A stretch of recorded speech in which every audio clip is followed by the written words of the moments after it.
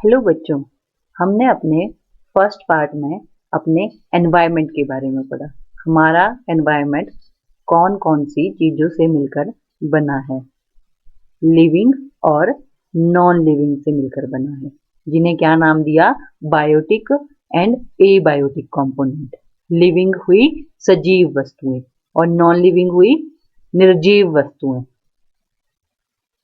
और इनको क्या नाम दिया, biotic and abiotic component.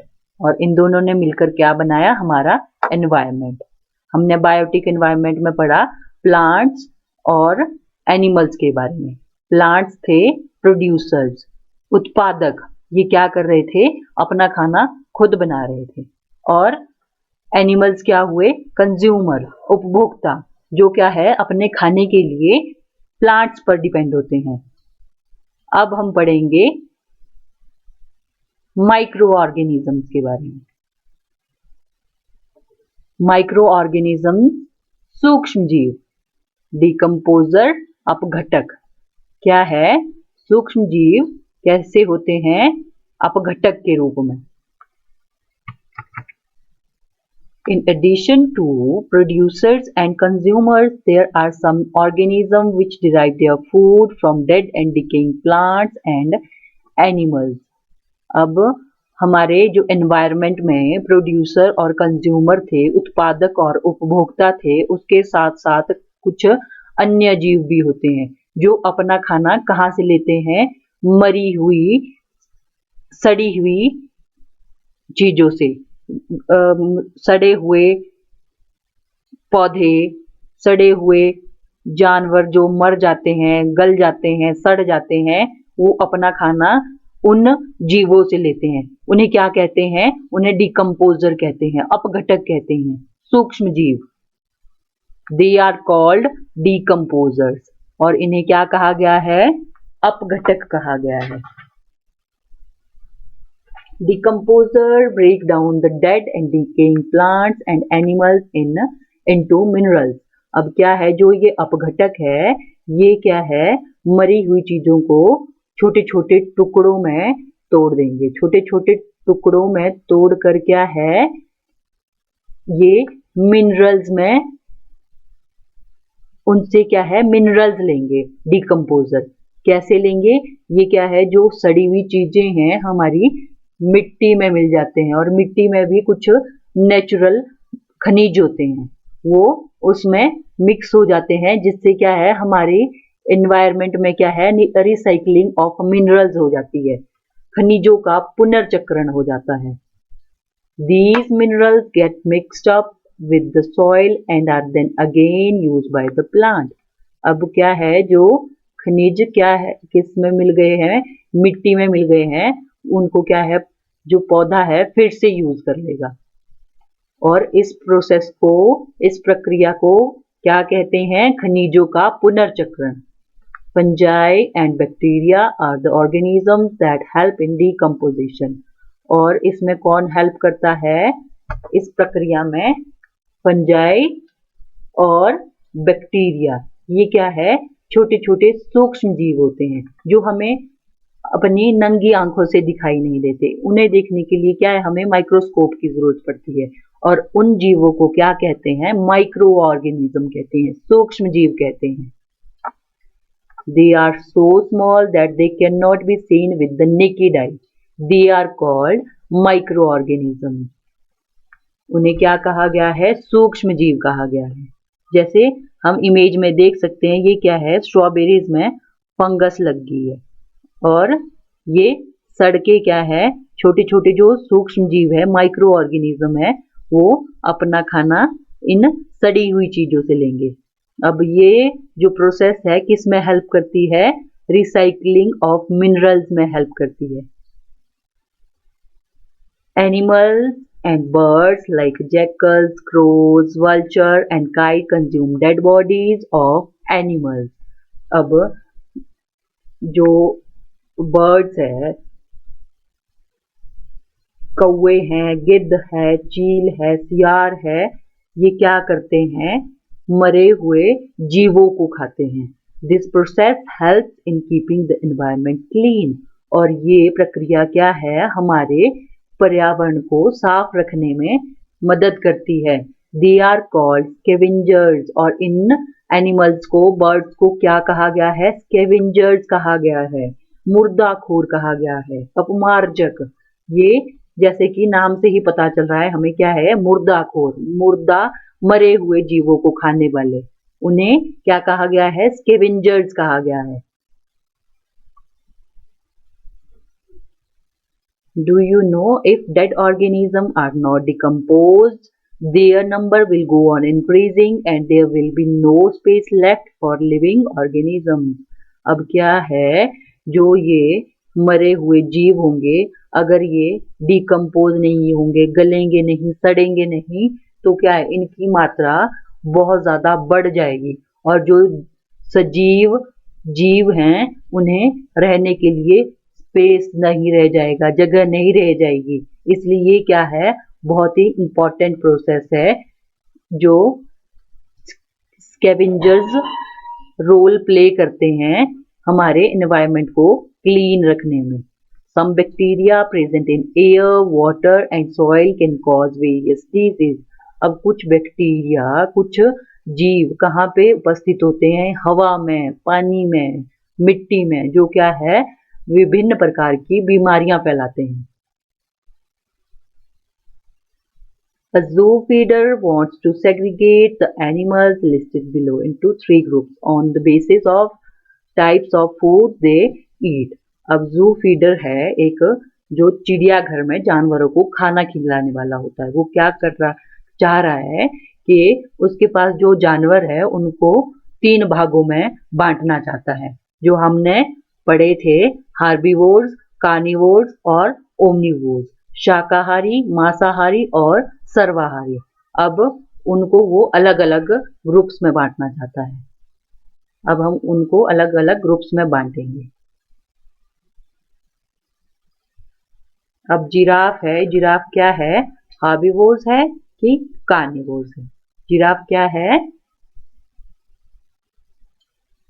Giraffe हुआ हार्बीवोर्स। और लॉइन क्या हुआ, लॉइन हमने कल भी पढ़ा था, जो मांस खाता है। मांस खाने वाले क्या हुए, मांसाहारी, कार्निवोर्स।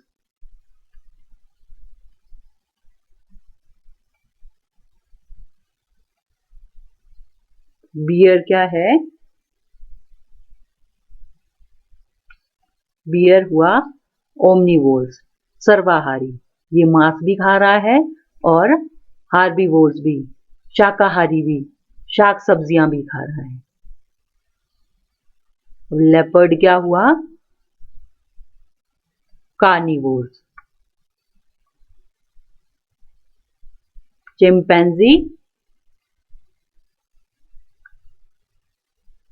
ओमनिवोर्स। टाइगर,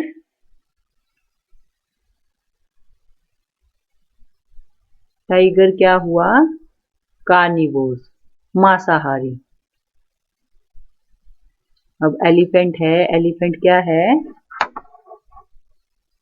एलिफेंट हुआ हार्बीवोर्स, शाकाहारी, शाक सब्जियां खाने वाले। अब पैंडा है, पैंडा क्या हुआ, ये भी हर्बीवोर्स।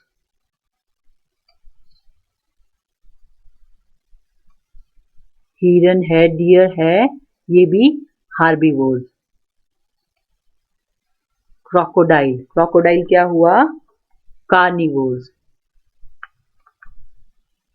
राइनो है, राइनो हुआ हार्बीवोर्स। अब चीता क्या हुआ, कार्निवोर्स, कार्निवोर्स हुए मांस खाने वाले। अब हिप्पो है, हिप्पो भी ओमनिवोर्स, ओमनिवोर्स जो दोनों चीजें खा रहा है, हार्बीवोर्स भी और कार्निवोर्स भी, शाकाहारी भी और मांसाहारी भी, दोनों चीजों को खा रहा है। अब फॉक्स क्या हुई, फॉक्स भी ओमनिवोर्स। अब कैंगरू है, कैंगरू भी क्या हुआ, herbivores. There are certain materials that cannot be decomposed in nature. Now let us perform the following activity. अब कुछ सामग्री ऐसी होती है जो आसानी से विघटित नहीं होती है, प्राकृतिक रूप से विघटित नहीं होती है। अब उसको हम इस एक्टिविटी के माध्यम से पढ़ेंगे। Take some pieces of a newspaper, a piece of cloth and a used plastic bag. Bury these in the soil. After 1 month, dig up the soil and check for the three things. What do you observe? The plastic bag shows no change and is in the same condition. अब जो 3 चीजें मिट्टी में दफनाई थी, उन 3 चीजों को 1 महीने के बाद देखना कि वो उनमें क्या चेंज हुआ है, क्या परिवर्तन हुआ है। जो हमने प्लास्टिक का बैग मिट्टी में दबाया था उसमें कोई भी परिवर्तन नहीं हुआ है। As when it was buried, वो क्या है, जैसे हमने दफनाया था वैसे ही 1 महीने के बाद वैसे की वैसा ही है। अब paper and cloth have change and are partially decompose. अब जो कागज है, कपड़ा है, वो क्या है, थोड़े से विघटित हो चुके हैं, मतलब जैसे हमने पहले डाले थे उससे थोड़े से डिफरेंट हो चुके हैं। Why has this difference in these material occurred? This is due to the difference the action of decomposer on them. अब ये किसके कारण हुआ? डिकम्पोजर के एक्शन के कारण, अपघटक के एक्शन के कारण। कि कोई चीज आसानी से विघटित हो जाती है और कोई चीज होती है जो आसानी से विघटित नहीं होती है। जो आसानी से विघटित हो जाती है, प्राकृतिक रूप से विघटित हो जाती है, उन्हें कहते हैं बायोडिग्रेडेबल मटेरियल। Biodegradable material. जैव निम्नीकरण सामग्री।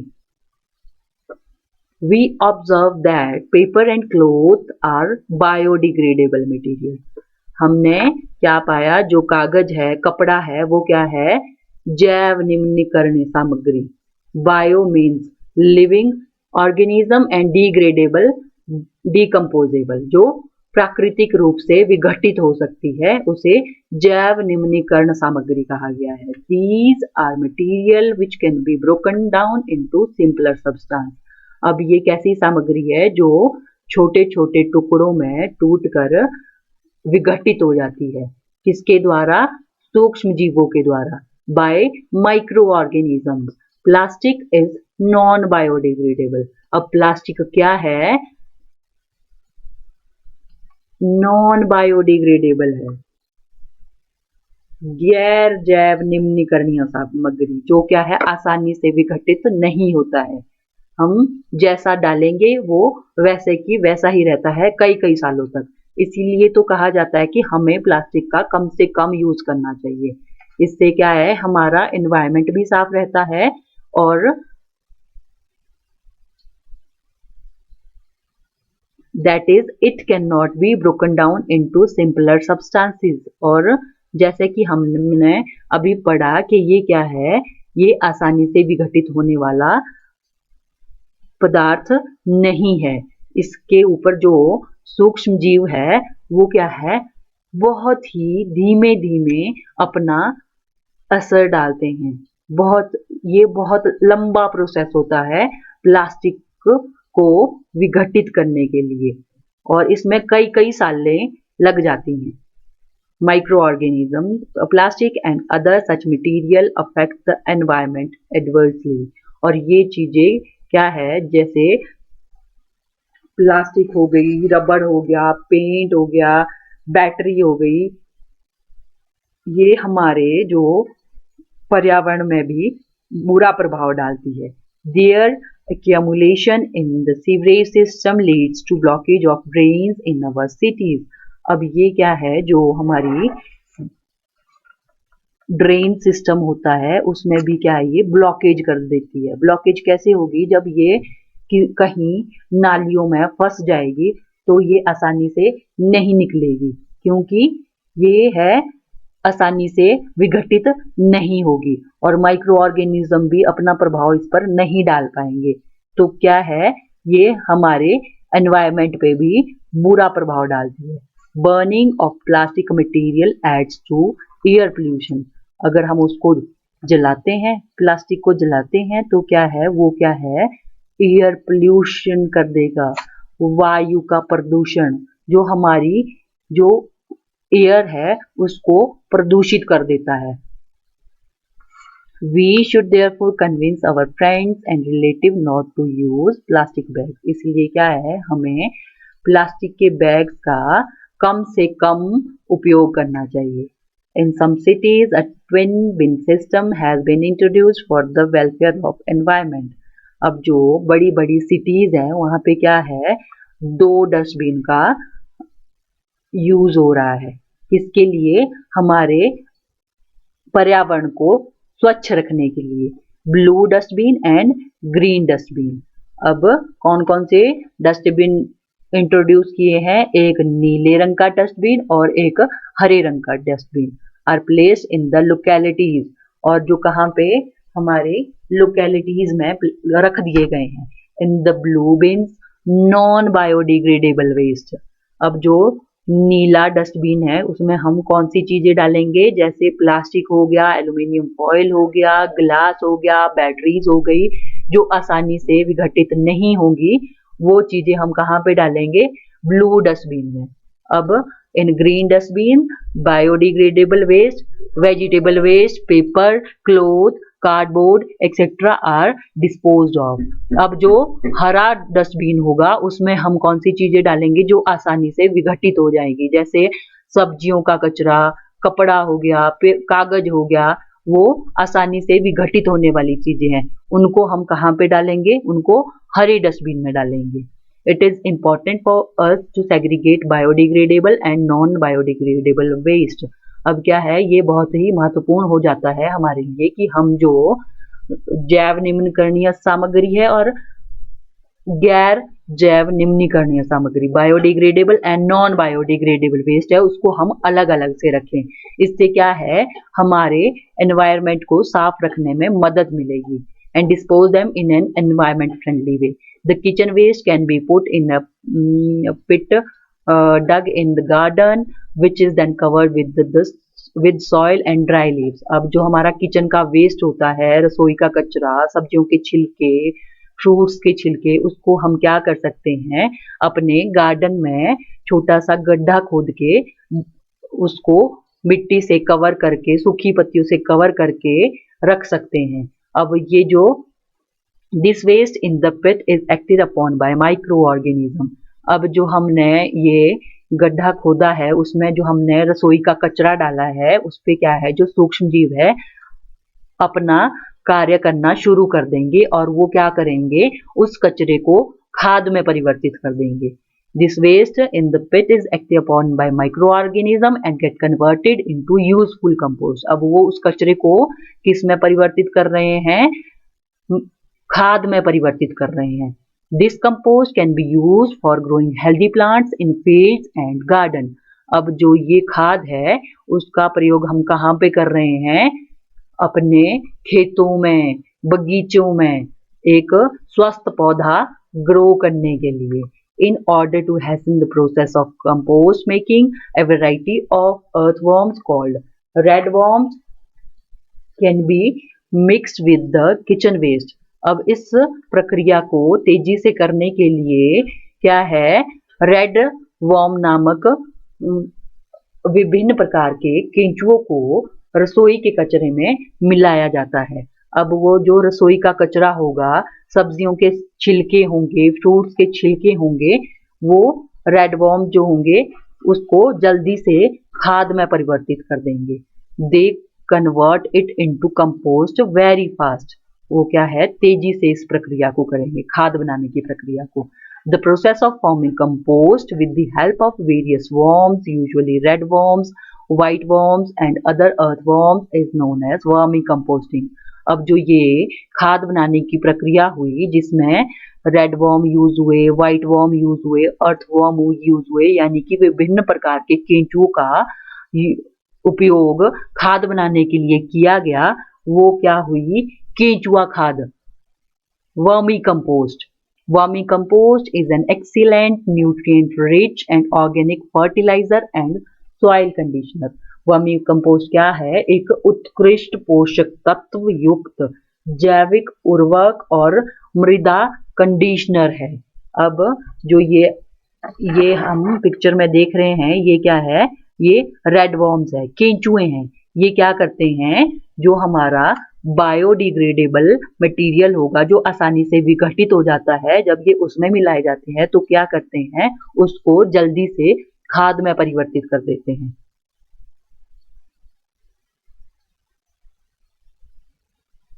तो आज हमने पढ़ा biodegradable and non biodegradable materials के बारे में।